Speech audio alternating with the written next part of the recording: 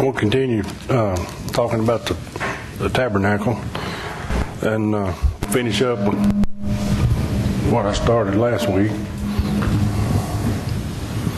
I always think I can pack a whole lot more into 1 hour than I ever can get packed in there. So we end up with these 2 weeks. Can you still hear that? Okay. We end up with these 2-week studies. Numbers chapter 1. Verses 1 through 3. And the Lord spake unto Moses in the wilderness of Sinai, in the tabernacle of the congregation, on the first day of the second month, in the second year, after they were come out of the land of Egypt, saying, and this would have been 1 month after the tabernacle was set up. Exodus chapter 40 and 17 will tell you when the tabernacle was set up. So in 1 month, and these instructions were given to him in the tabernacle after it was already set up. Verse 2, take ye the sum of all the congregation of the children of Israel after their families, by those of their fathers, with the number of their names, every male by their polls, from 20 years old and upward, all that are able to go forth to war in Israel. Thou and Aaron shall number them by their armies. These were all males that were 20 years and up. These were, so in these numbers, we're going to, as we ease on through chapter 2, we're going to read all these bunch of numbers, but just remember, these numbers don't include women, they don't include children, they don't include old men, they don't include strangers, and they don't include people who are disabled or unable to go to war. These were all males that were able to go to war that were at least 20 years old and up. Now, the Levites, flip on over to verse 47 of Numbers chapter 1. Verse 47 and 48. But the Levites, after the tribes of their fathers, were not numbered among them. For the Lord had spoken unto Moses, saying, only thou shalt not number the tribe of Levi, neither take the sum of them among the children of Israel. So this did not include the Levites, who were the priests. They were the elders. They were the deacons. They were whatever you want to put on them. They were in charge of the service of the tabernacle, for the upkeep, to light the fires, to keep the fires burning, to do the work, to do the work of the tabernacle. These were the deacons, just like in Acts when they said, go and find us 7 men to be deacons so that they can wait tables, was what they said. Peter said, I don't need to be waiting. I don't have time to be waiting tables. I don't have time to be doing this work. And he said, go and choose you holy men, just like God said, choose you holy men for the work of the temple, for the work of the tabernacle. And all these things, they go through the temples, all these systems, all these things that are set up, they go all the way through the temples, all the way into the millennial kingdom. And except in the millennial kingdom, it's not the Levites anymore. And we'll get to that later on. In the millennial kingdom, it's somebody else, because the Levites left their first love. Just like Jesus told them in Revelation. They left their love. They forgot what they were supposed to do. They quit doing their job. Yep. Just like the church nowadays has quit doing its job. Amen. The church are the workers of the earth. They're the salt of the earth. They're the spreader of the gospel. They're the keeper of each other. We are to love each other. Amen. Just like we love ourselves. And we have quit, we have stopped, we have laid down our jobs. Just like the Levites. They quit. They gave up. They didn't do it anymore. So God assigned somebody else to do what they were supposed to do, because they laid down on the job. We've laid down on the job. Everything in the Bible parallels to us, and to this backwards, backslidden, ungodly world that we live in. Amen. We live in a miserable, ungodly world. Now in verse 4 through 17 of Numbers chapter 1. we'll find, I'm not going to go through and read it because it's just names and names and names and names and names. But what they did was they went through each tribe and they picked out a prince or a leader to represent each tribe to be the census takers. They were the ones that were put in charge of counting all of these men and keeping up with all these men, and they counted them and they wrote their names down and they kept up with this. This was a census. It was taken so that the people could see, primarily, I believe, so that the people could see what their strength actually was, so they could be confident in themselves that God had promised. He promised them a place. He promised them to be taken care of. He promised them that they would be self-sufficient and that they could rely on Him, and that He would do for everything that they needed. He would feed them. He would give them water, and He would make them strong. He told Abraham, I'll make you a great nation. So these census were for a lot of things. It was for self-confidence. It was to pick out the warriors. It was so that they could understand who they were, and so that they could start being, because up to this time they weren't separated by tribes. They didn't understand the tribes that they were from. They didn't keep this kind of government system within themselves when they were just a bunch of slaves in Egypt. And now they're going to be set up in a hierarchy and a protocol, and they're going to be separated, and they're going to be self-sufficient, and they're going to take care of their own. They started this in the tabernacle so that all through eternity, because this never changes.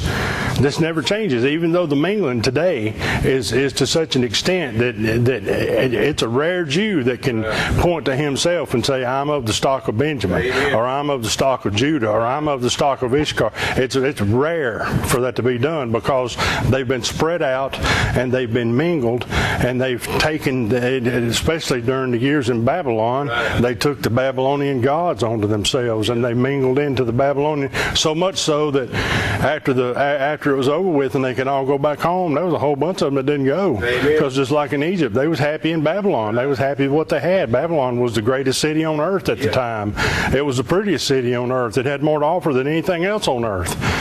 And when they could all had the opportunity to go back to the broke down, tore apart temple in Jerusalem, they said, no thanks. We'll just stay here. Amen. They left. They turned their backs on who they were. And they had mingled, and they had taken the gods of Babylon onto themselves. The Shadrach, Meshach, and Abednego was rare and rare in the days of the Babylonian captivity, because it was so easy to blend into that society.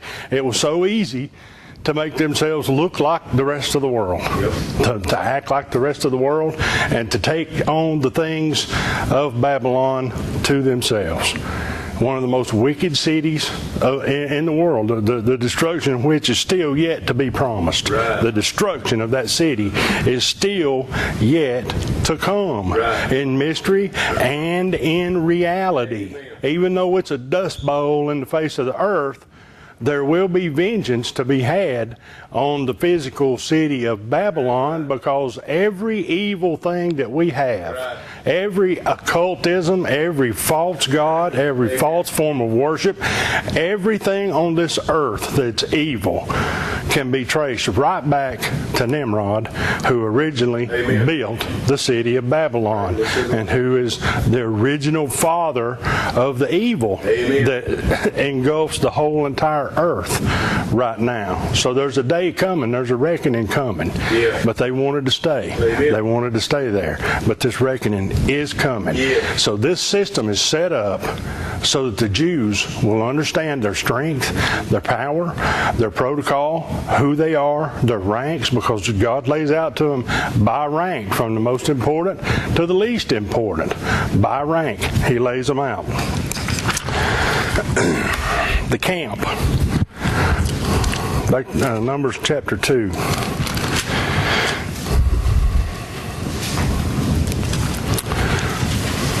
Numbers chapter 2, verse 17 says, Then the tabernacle of the congregation shall set forward with the camp of the Levites in the midst of the camp, as they encamp. So shall they set forth, every man in his place, by their standards. And the gate of the temple, anytime the tabernacle was moved, from the first time it was set up till the last time it was set up in Shiloh, where it stayed 400 years almost, the gate of the tabernacle always faced faced east.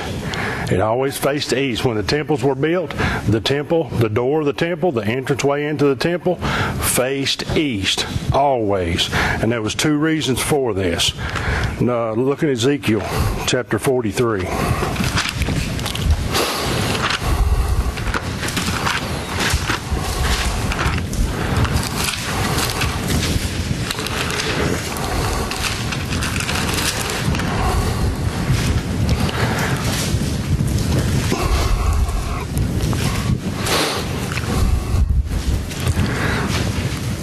The directions, the outlay of the temple, the Millennium Temple that we're eventually learning about here, are in chapters 40, 41, and 42.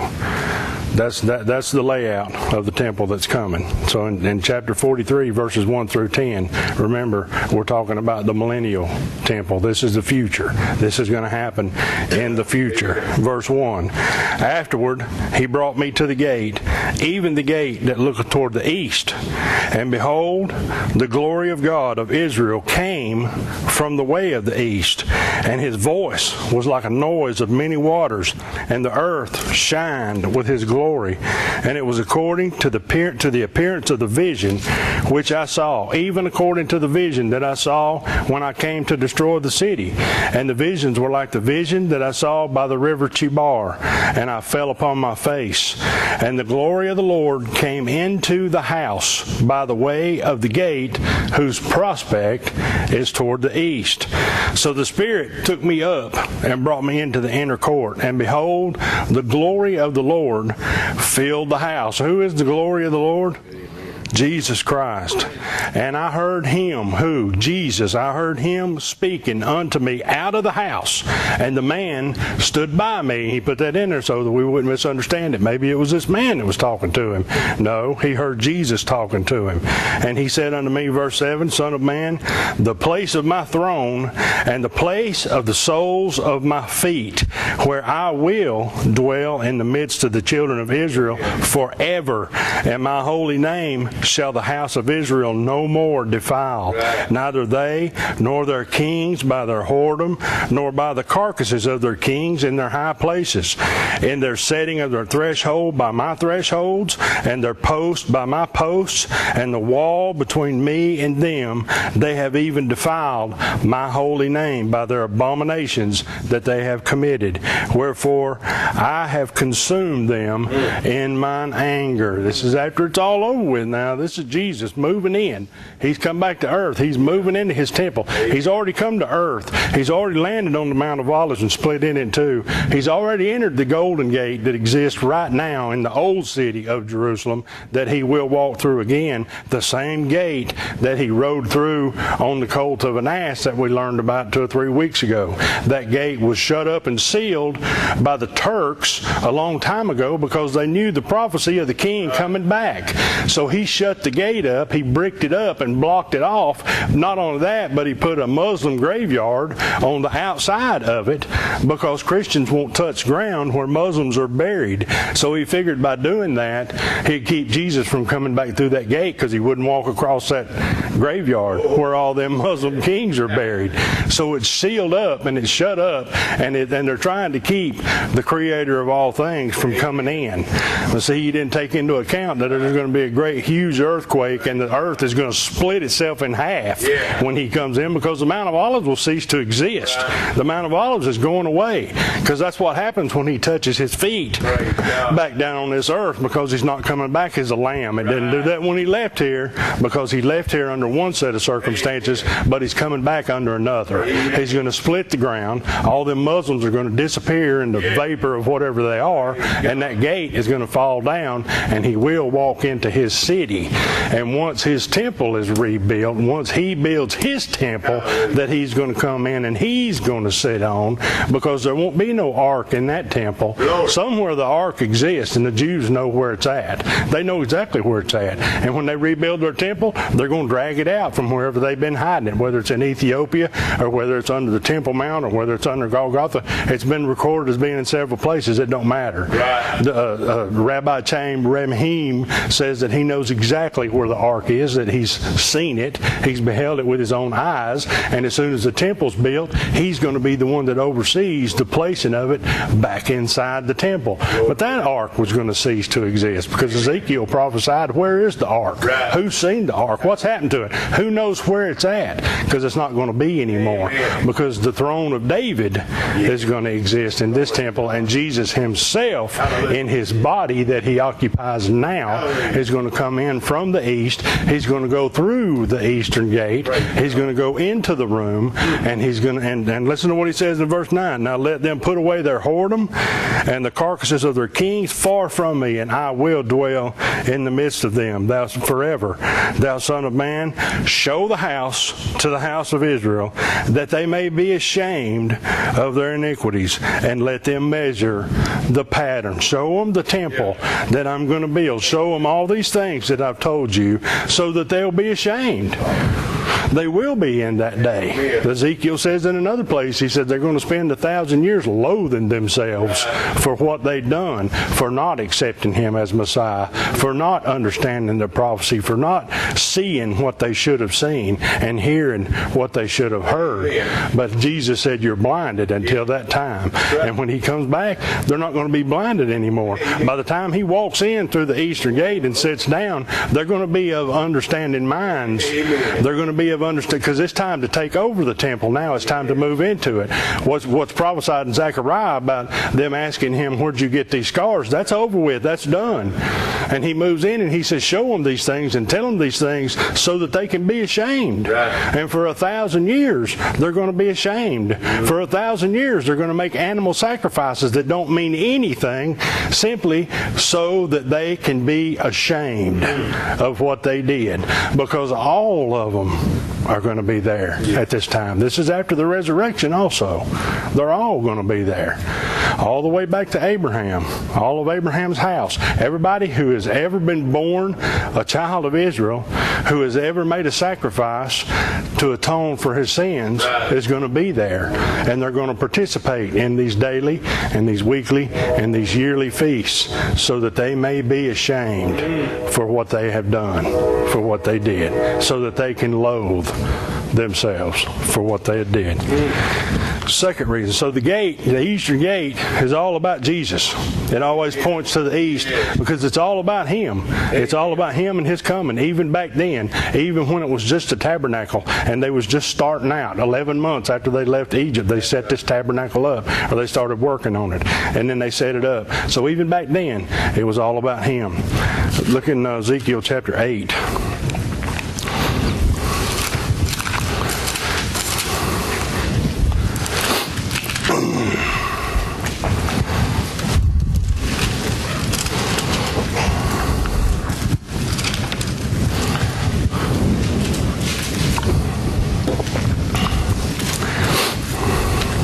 Ezekiel chapter 8, starting in verse 5. Then said he unto me, Son of man, lift up thine eyes now on the way to the north. So I lifted up mine eyes the way toward the north, and behold, northward at the gate of the altar, this image of jealousy was in the entry. He said furthermore unto me, Son of man, seest thou what they do? Even the great abominations that the house of Israel committeth here, that I should go far from off from my sanctuary. But turn thee yet again, and thou shalt see greater abominations. And he brought me to the door of the court. And when I looked, behold, a hole in the wall. Then he said unto me, Son of man, dig now in the wall. And when I had digged in the wall, behold, a door. And he said unto me, Go in. And he's talking about the temple. He's talking about the temple that was in Jerusalem at this time. This is not the vision of the Millennial Temple. This was the temple that stood at this time in Ezekiel's day. And he said unto me, Go in, and behold the wicked abominations that they do here. So I went in and saw, and behold, every form of creeping things and abominable beasts, and all the idols of the house of Israel portrayed upon the wall round about. Israel was worshiping other idols. They were worshiping animals. They were worshiping rocks and stones. And all this was laid out inside the temple. They had brought these things. Not only, they didn't do these things in their houses, in secret, in their tents, and where nobody could see. They were bringing these things into the temple of God. Verse 11, and there stood before them 70 men of the ancients of the house of Israel, and in the midst of them stood Jaazaniah, the son of Shaphan, with every man his censer in his hand, and a thick cloud of incense went up. Then said he unto me, Son of man, hast thou seen what the ancients of the house of Israel do in the dark, every man in the chambers of his imagery? For they say, the Lord seeth us not. The Lord hath forsaken the earth. They gave up on him. They gave up on him. They said, he don't see us no more. He don't take care of us no more. They lost their faith. Yeah. They lost their faith by which their salvation could come. And once they lost their faith, remember, it's very vital and very important to remember all through this that we, and I've said this before, we have no idea. We can't even fathom what it would be like to live in a world where the Holy Spirit is not there. Amen. They didn't have guidance from the Holy Spirit. They had what was written down. They had what the law told them to do. They didn't have that small still voice that we have. The Holy Spirit was not available. It was not on the earth. That came on the day of Pentecost. And for us to realize that and try to imagine what it was like to live under those conditions, we can't. So it's very easy. It was very easy for them to turn away from the faith. That's why it's so, when you realize that, it's so unimaginable what the Bible actually means when it says Abraham faith was given to him as righteousness, because he didn't have that voice. He didn't have the Spirit of God unctioning him and telling him what to do and urging him along. He simply had the promises of God, that God spoke to him. He spoke to him a promise, and then he went away. And all Abraham had to do was all he had to rely on was his ability to believe what God had said. Amen. Verse 13, he said also unto me, Turn thee yet again, and thou shalt see greater abominations that they do. Then he brought me to the door of the gate of the Lord's house, which was toward the north. And behold, there sat women, weeping for Tammuz. And remember who Tammuz is? Tammuz is the offspring child of Nimrod and his wife, Semiramis. They had a child named Tammuz. So here we have the Israelites in the temple, the women weeping and worshiping Tammuz, baking cookies to the Queen of Heaven. That's who the Queen of Heaven is when the Bible speaks of it. The Bible's not talking about Mary of the Catholic Church when it talks they bake cookies to the Queen of Heaven. They're talking about Nimrod's wife, his mother wife, who is the epitome of the most evil person that's ever lived. They're weeping for Tammuz. Verse 15, Then said he unto me, Hast thou seen this, O son of man? Turn thee yet again, and thou shalt see greater abominations than thee. Now, understand, these abominations keep getting worse and worse and worse. As he goes along through the temple showing Ezekiel these things, he's showing him, they're doing this over here, but look what they're doing over here, because it's even worse. Well, if that's bad, if you think that's bad, look over here, because here's what they're doing over here. And he brought me into the inner court of the Lord's house, and behold, at the door of the temple of the Lord, between the porch and the altar, were about 25 men. Now this is very important right here. This is very important.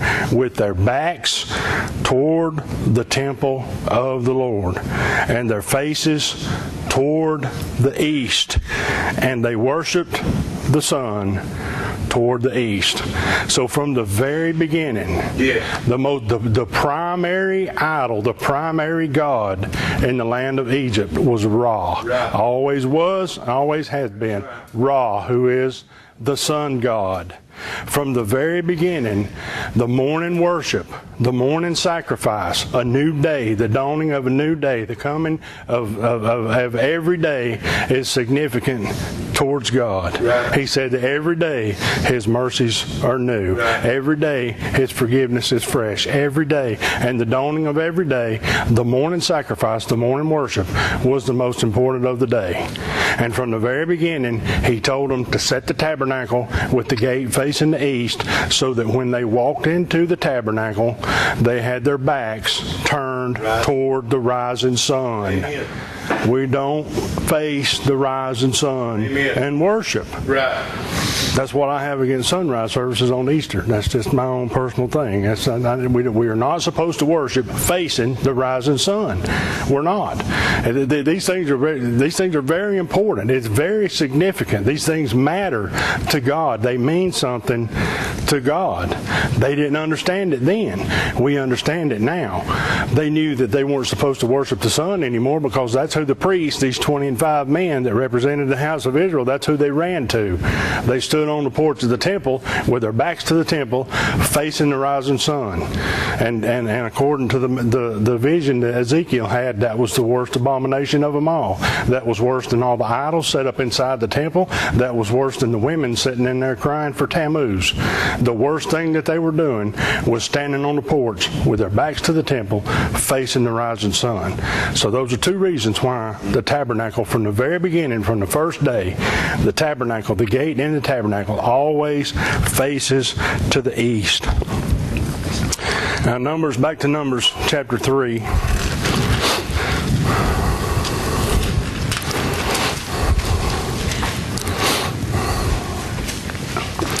Numbers chapter 3, verse 38 says, "But those that encamp before the tabernacle toward the east, even before the tabernacle of the congregation eastward, shall be Moses and Aaron and his sons, keeping the charge of the sanctuary for the charge of the children of Israel.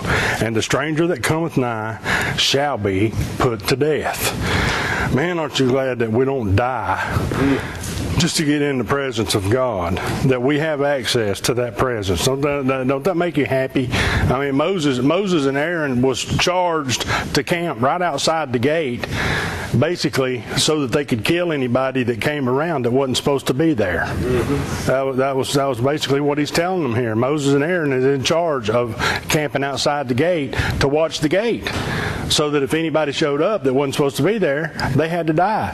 And it was Moses and Aaron's job to kill them. That's why they were set there. It's amazing. It's amazing what we have now. It's amazing what we have. And the bulk of the world rejects it. Amen. They just reject it. They just wholeheartedly reject the gospel and the grace and the mercy of God. Amen. They reject it. It doesn't matter to them. That's unbelievable to me. So, first diagram. I wish I had an overhead projector. Can everybody see this? All right, so the tent of meeting was set in the middle, like this, with the gate facing east. And on all four sides were the camps of the Levites. They were the first ones that set up camp. Moses and Aaron and his sons were right here outside the east gate. So that's what we've got so far. I want to pass that around.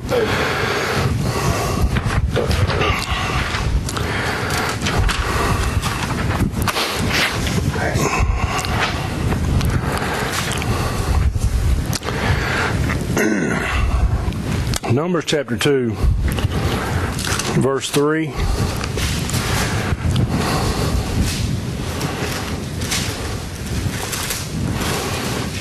And on the east side, towards the rising of the sun, shall they of the standard of the camp of Judah pitch throughout their armies. And Nahshon, the son of Amminadab, shall be captain of the children of Judah. And look at verse 10. On the south side shall be the standard of the camp of Reuben, according to their armies, and the captain of the children of Reuben shall be Eliezer, the son of Shedeur. Verse 18. On the west side shall be the standard of the camp of Ephraim, according to their armies, and the captain of the sons of Ephraim shall be Elishama, the son of Ammihud. And verse 25. The standard of the camp of Dan shall be on the north side by their armies, and the captain of the children of Dan shall be Ahiezer, the son of Ammishaddai. I guess I'm pronouncing all these names right. So these camps were set up with standards. Standard is a flag. And they were also set up with ensigns. Now, ensign is also a flag. So the best way I could come up to explain what the difference was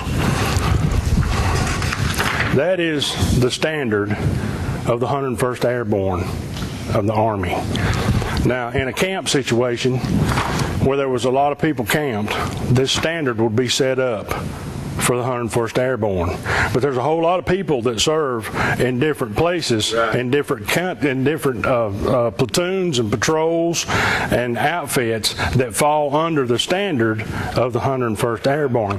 Now, I picked one at random, which is the 506th Parachute Infantry Division, which is a division of the 101st Airborne. They're still in the 101st Airborne, but they're sectioned off into this little section. Am I making sense to everybody? So both of these are flags. This is a standard. This is an ensign. The standard is more important than the ensign, even though both of them are flags and both of them fall under it. Now, thank goodness there's only 12 tribes of Israel, and there's not 506 different parachute infantry companies that we have to talk about. So there was 4 standards underneath, and under those standards were 12 ensigns. Now, 4 of those ensign flags, of course, would be the same as the 4 standards, because they would be the standard of Judah, and under the standard of Judah would be the ensign of the family of Judah, and then the ensign of 2 other families, and they camped in 4s around these. Now, the standard of Judah was the lion. The Lion of the tribe of Judah. Jesus is the Lion of the tribe of Judah.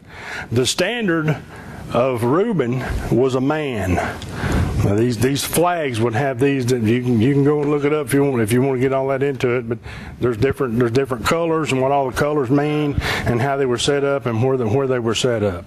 The standard on the west, which was Ephraim, was ox or a cow, and the standard on the north, which was Dan, was an eagle. Imagine that. So here we have the camp. Here's the tent and the walls. This is the tabernacle right here, and all around the tabernacle are Levites on all 4 sides, with Moses and Aaron outside of the gate. And then the camps started outside the camp of the Levites. Down here was a man, Reuben. His standard was a man. The standard would have been the first thing. The flag would have been set up right there. These are actual flags that they had set up at the heads of their camps. On the east is Judah. On the north is Dan. On the west is Ephraim. Now, keep that image in mind. The tabernacle, sitting in the middle where the mercy seat was, where God came down and dwelt with His children. The seat of God, the throne of God, surrounded by the Levites, and then surrounded by the 4 standards, the 4 different camps that were set up. Now, turn to Revelation chapter 4.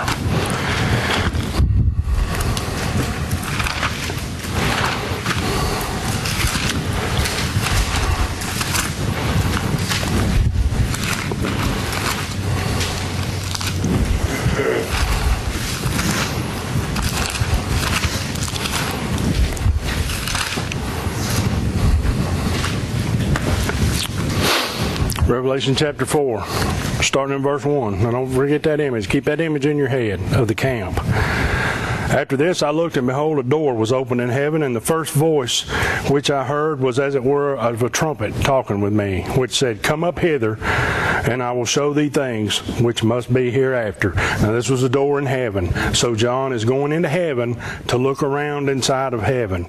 Keep that in mind. And immediately I was in the Spirit, and behold, a throne was set in heaven, and one sat on the throne.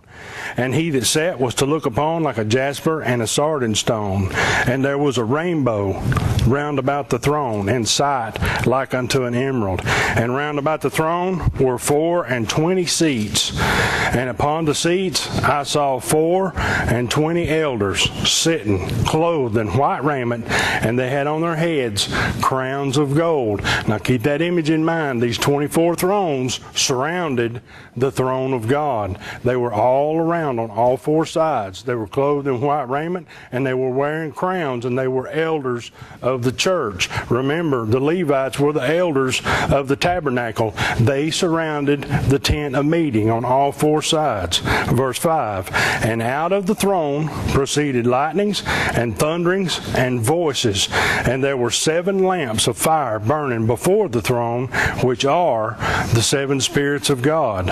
And before the throne there was a sea of glass, like unto crystal. And in the midst of the throne and around about the throne were 4 beasts, full of eyes before and behind. Listen closely what these beasts are. And on the first beast was like a lion, and on the second beast was like a calf, and the third beast had the face of a man, and the fourth beast was like a flying eagle. These beasts surround the throne of God. These beasts can also be found surrounding the chariot in Ezekiel chapter 1, 2, and 3, which came and snatched him of Elijah, which came and snatched him off the earth. These same beasts. So wherever you find God and His throne or on His earth, He's going to be surrounded by these things. That's going to be a representation of it. So see, you understand why it was so important that the Israelites follow the instructions of God to the letter. Because way back then, when they had no idea what they were doing, they were setting up their encampment, and they were camping with their 4 standards surrounding the seat of God. So way back, all the way back to the tabernacle, we have a picture of God's throne set up in the desert, with the throne in the middle and the elders surrounding the throne, and the 4 standards of the man, the beast, the 4 standards of the beast surrounding them. Amen. So we have in the camp of Israel a picture of heaven, a picture of God, a picture of His throne, a picture of things to come. Now, that's pretty amazing. But there's more to it than that. There's more to it than that. Back to Numbers chapter 2.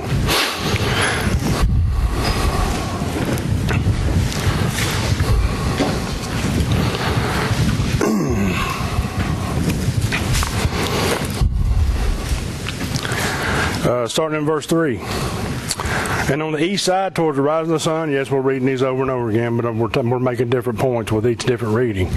Towards the rising of the sun shall they be of the standard of the camp of Judah, pitched throughout their armies, and Nahshon the son of Amminadab shall be captain of the children of Judah. And his host, and those that were numbered of them, were 14,600.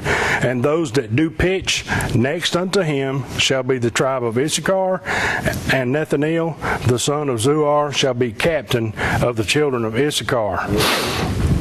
And his host and those that were numbered, therefore, were 54,400.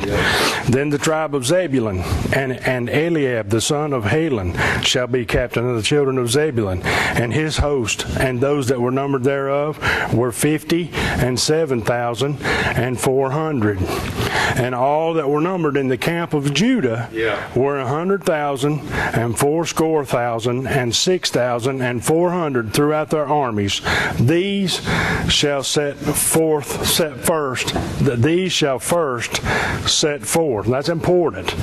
These shall set forth. What that means that in the time of war, in the time when they have to scramble the troops, if they're under attack, if there's somebody's coming to get them, the camp of Judah is the first one to go.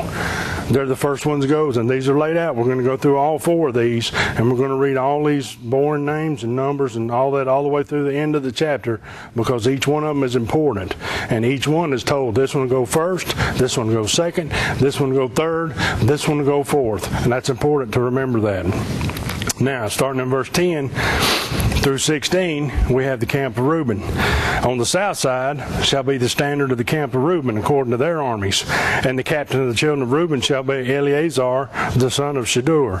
And his host and those that were numbered thereof were 46,500. And those which pitched by him shall be the tribe of Simeon. And the captain of the children of Simeon shall be Shelumiel, the son of Zeradiah. and his host, and those that were numbered of them were 50 and 9,300. Then the tribe of Gad, and the captain of the sons of Gad shall be Eliasaph, the son of Reuel, and his host, and those that were numbered of them were 40 and 5,650. And all that were numbered in the camp of Reuben were 100,050 and 1,450 throughout their armies, and they shall set forth in the second rank. And verses 18 through 24 is the standard of Ephraim. Then verse 17 talks about the Levites being set up in the center. And starting in verse 18, on the west side shall be the standard of the camp of Ephraim according to their armies. And the captain of the sons of Ephraim shall be Elishama, the son of Amminahud, and his host, and those that were numbered of them were 40,500. And by him shall be the tribe of Manasseh, and the captain of the children of Manasseh shall be Gamaliel, the son of Pedahuzar, and his host, and those that were numbered of them were 30 and 2,200. Then the tribe of Benjamin, and the captain of the sons of Benjamin shall be Abidan, the son of Gedaniah, and his host, and those that were numbered of them were 30 and 5,400. All that were numbered of the camp of Ephraim were 100,000 and 8,100 throughout their armies, and they shall go forward in the third rank. The standard of the camp of Dan shall be on the north side by their armies, and the captain of the children of Dan shall be Ahiezer, the son of Ammishaddai, and his host, and those that were numbered of them were 62,700. And those that encamp by him shall be the tribe of Asher, and the captain of the children of Asher shall be Pagiel, the son of Ochran, and his host, and those that were numbered of them were 41,500. Then the tribe of Naphtali, and the captain of the children of Naphtali shall be Ahira, the son of Enan, and his host, and those that were numbered of them were 53,400. All they that were numbered in the camp of Dan were 100,050 and 7,600. They shall go hindmost with their standards. Now, I got a test up here I want to give for all these. Everybody remember all these numbers? You close your Bible up and you remember what all the numbers were? So when the camp was set up, it's important to understand the tent's in the middle, and the Levites are surrounding. And to the south, I just picked the south just as an example. To the south is Reuben and Simeon and Gad. Right. These three ensigns under the standard of Reuben. And they were camped. The Levites, the camp of the Levites, since they were unnumbered, the camp of the Levites set the width. Right. The Levites camped around the tent of meeting until all of them was set up in camp. And then once all of them was set up in camp, that set the boundary. In other words, when Reuben put his standard up to the south, and all the people underneath Reuben and Simeon and Gad started camping, when they set their tents up, they could not go any wider than the borders that the Levites had established. And the main reason for this is because, like it says, they go first, they go second, they go third, and they go fourth. If everybody was just all camped in one big giant square in a time of war, when the armies had to scramble, there would be nowhere they couldn't move. They would be all over on top of each other. So they camped the width of the Levite camp south. Nobody camped here. These would camp the width of the Levite camp to the east. Nobody camped in here, so that when it was time for them to peel out, they had a place to go. Because these camped to the furthermost part. All the men of the armies, the men who were chosen, all these men whose numbers they represent, they all camped first. They camped first. Then single women, old men. The further you went out, the older and the less important the people got, for lack of a better term. All the men, the families that had men that were army worthy, camped towards the front after these families. So does anybody confuse anybody? The Levites set the width of the camp, and everybody set up in camp, and it went that way. Okay, now. Under the camp of Judah, under the ensign of Judah was 74,600 people. And Issachar was 54,400 people. And Zebulun was 57,400 people. I wrote this all down so you didn't have to remember all this. That was in Judah. That was camped to the east, right behind Aaron and Moses. To the south was Reuben, 46,500 people. And Simeon, 59,300 people. And Gad, 45,650. And to the west was Ephraim, 40,500 men. Manasseh, 32,200 men. And Benjamin, 35,400 men. And under the standard of Dan, 62,700 people under Dan, 53,400 people under Naphtali, and 41,500 people under Asher. Now, what does that mean? Now, remember, the tabernacle, we already found out the tabernacle is a picture of the throne of God. But when the camp was set up, if you could have looked at it from an aerial view, this is what the camp of Israel would have looked like. All of the camp of Judah would stretched out here, and all of the camp of Dan would stretched out here, and nobody was camped in here so that they could have room to move. So not only was the tabernacle set up as a picture of God, of the throne of God, but it also, when you looked at it from overhead, when they were camped out, made a perfect cross. So it was a picture of God, it was a picture of Christ, and they had no idea what they were doing. They had no idea what was going on. Pretty amazing stuff, isn't it? Any questions or any comments? Or any complaints? I had somebody